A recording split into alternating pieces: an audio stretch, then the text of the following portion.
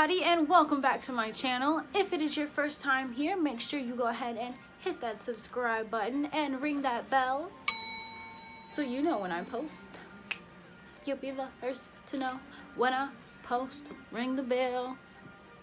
Ring it. Ring it. Okay, let's get started. I'm gonna be giving you 10 tips on dating while having a mental illness. I mean, these work pretty well with dating in general, but especially if you have a mental illness. Before we get started with today's video, I want to go ahead and shout out our Society Styles on Instagram. I will leave their information below, and I have a discount code for you guys so you can save some money. I got this shirt from them. So make sure you guys shop with them and make sure to use my code so then you save some coin. So tip number 1 is take care of yourself first. Do not start a relationship or try to get into one. Don't try to rush into that before processing your past and things like where you grew up, you know, the type of love that was exposed to you as a child, your past relationships, anything that really affects how you act and how you subconsciously process things now.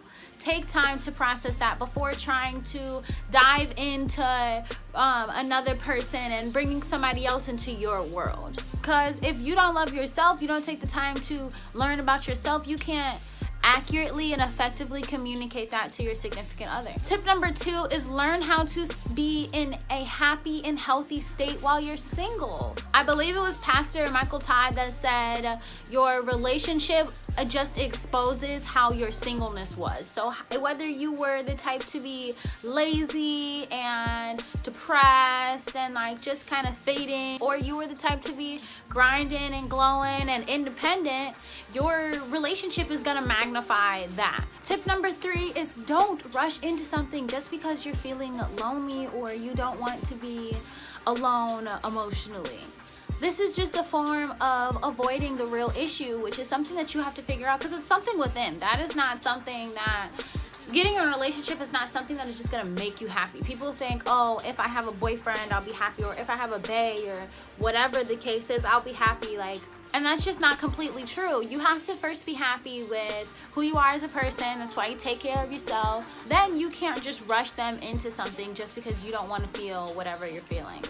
Odds are it's gonna end badly anyway if you do that, because it's not genuine. It's not a connection that was made out of purity. It was more made out of filling a void. A big reason not to rush a relationship is because the effort is gonna be lopsided. It's gonna be somebody cares more than the other one. Tip number 4 is give yourself time to have me time. It is always important to be an individual and feel like an individual even in your relationship, because you were individuals before you got into the relationship, so you should be individuals during the relationship as well. You shouldn't feel like, oh, you have to be attached to their hip. It is okay to have different personalities. It is okay to be different. So have your individualism even in a relationship, because then what happens if it doesn't work out? Then you're devastated because you were dependent on them. I mean, yeah, it's gonna suck regardless, don't get me wrong, but if you're dependent on them, then you had all of these thoughts about oh, this is my happiness, this person symbolizes my happiness. If I'm not with them, then it's not gonna work out. That's just not reality. So tip number 5 is communicate your triggers and symptoms. This helps educate your significant other, because then they know what to look for. If you're not exactly good at verbalizing every time you're going through something, they at least know hey, this has been happening a little bit more and more. What's going on? If you clearly communicate what your triggers and symptoms are, then this gives less room for that, oh, you should have known this conversation. It gives you less room to have the excuse that they should have just known and read your mind. That's not realistic. Remember, this person is still learning you and you're still learning them, so they have to learn how to deal with you too, and all of the things that come with you, which is not a bad thing, because the right person for you is gonna want to learn these things and want to deal with whatever is going on with you, because they want to be there for you. Tip number 6 is keep in mind that just because they treat you right does not mean you guys are a match. You guys don't have to be a match just because they treat you correctly. You should be treated correctly, period. Just because some people weren't raised right, so you're used to not being treated the way you should be, that doesn't mean that when somebody, the first cluck that comes along that knows how to open a door for you, you should just fall head over heels and, you know, like, that's your love, and be fighting with them constantly. Because if they're not right for you, you're gonna argue. You're gonna argue more than you should, which is unfair to both of you guys, because then you're fighting for a relationship that wasn't supposed to be a relationship in the first place. Y'all should have stayed friends and kept it that way. Tip number 7 is just because that person is physically around or gives you the attention you want does not mean you should accept just any old treatment, period. Like, little story time example for you guys, right? I was talking to this guy a couple months ago, on and off, and he gave me most of the attention that I was looking for, and, you know, a boyfriend or a babe, boo, whatever. And for a while, he would always sweet talk me in my ear every single night while we was on the phone. But when he wasn't sweet talking me, all we did was argue. All the time. It was so frustrating. It was so unnecessary to deal with, honestly. Like, looking back, hindsight is 2020. And honey, that's a story time that I could do another video on. So comment below if you guys want that story time, because that's just a whole nother world. Like, when it was good, it was great. But as soon as things took the slightest turn, it was all just downhill. In that situation, it was a lot easier to see the red flags. It didn't end bad. He didn't like hit me or anything. I mean, we never even got to hang out, talking for months, and we never even got to physically see each other. I should tell that story one day, but y'all gotta y'all gotta bear with me, because that's a crazy one. So another example is this guy I was talking to the summer after I graduated high school. Like, we were attached to the hip, basically. Like, after my birthday, I was always with him, which wasn't an issue for me. I was okay with always being with him. I was going through stuff of my own that I was trying to avoid, really. So being around him all the time gave me the opportunity to avoid what I should have been working on back then. I really liked him, but I also knew myself, and I knew what all was going on with us besides the good stuff. So I had to be honest. I knew it wasn't healthy, but I didn't know how to leave. Another story time I could give y'all. Anyway, I knew it wasn't healthy, but I didn't know how to leave. Like, I really liked him. He really liked me. Like, I know we're, you know, attached to the hip every single day, all day, but I'm over it. Like, let's stop, basically.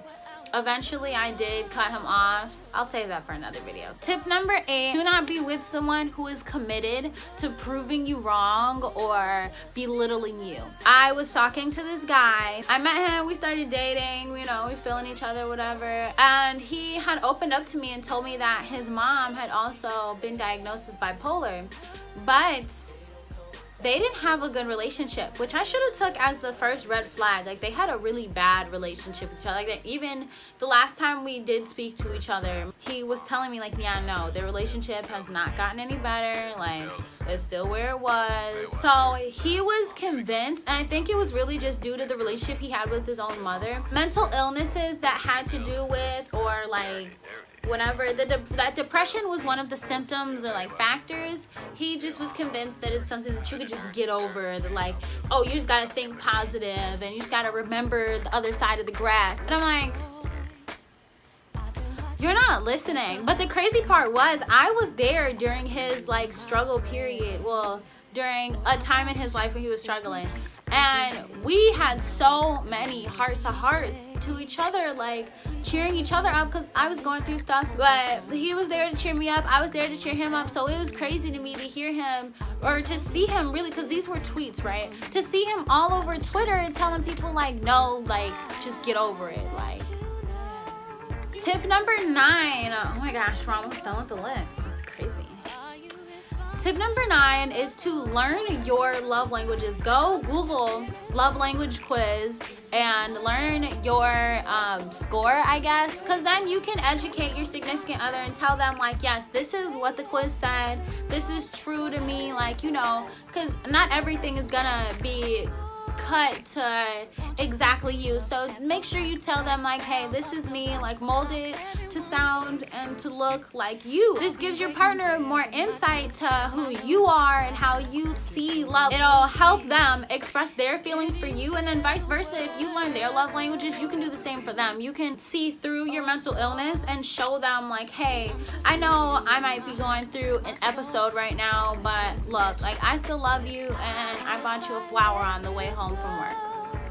That's so cute. It's the little things that matter, I promise you. And finally, tip number 10. Oh, we are at the end of the list. But tip number 10 is stop giving your hubby or wifey privileges to just any old buster that walked through the door. So let me give you an example, right? For me, that means my undivided attention, sex, and my free time, which includes like, you know, attention, like, you know, texting and letting them know they on your mind, blah, blah, blah. And then, like, money and spending money on them and stuff. So, of course, I got an example for y'all. I was talking to this guy a couple months back, and we were getting to know each other. And, you know, he was a real fine basketball player, like, just looking scrumptious, real tall, like, just you know, tall, dark, and handsome. Like, that's really what it was. He was tall, dark, and handsome. He was being drafted to the G League, so we didn't know how much time versus somebody that like works at like the gym or something. I know they gonna be around versus him. Neither of us really knew how long he was gonna be around, and he had already expressed like, you know, feelings or whatever. So at this point we were just trying to get to know each other as best as we could with whatever time that we had. Anyway, eventually we were taking stuff a little bit more serious, and I almost did some super wifey stuff, and long story short, his favorite team was coming into town to play, and I was gonna get us some courtside tickets.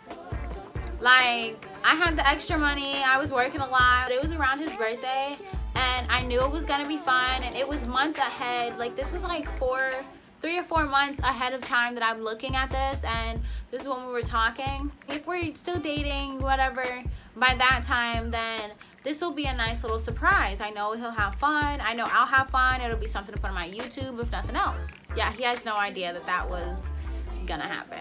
So these were my 10 tips for anybody that is dating, that is dealing with mental health issues, or, you know, anybody dating in general, really. I hope y'all enjoyed the video. Do not forget to like, comment, share, and subscribe always, every single time, because why wouldn't you? Anyway, I'm about to get out of here, so I will talk to you guys next time. Bye, babes. Dirty South. Here we go. Ain't y'all really feel me? Baby girl. East Coast, feel me?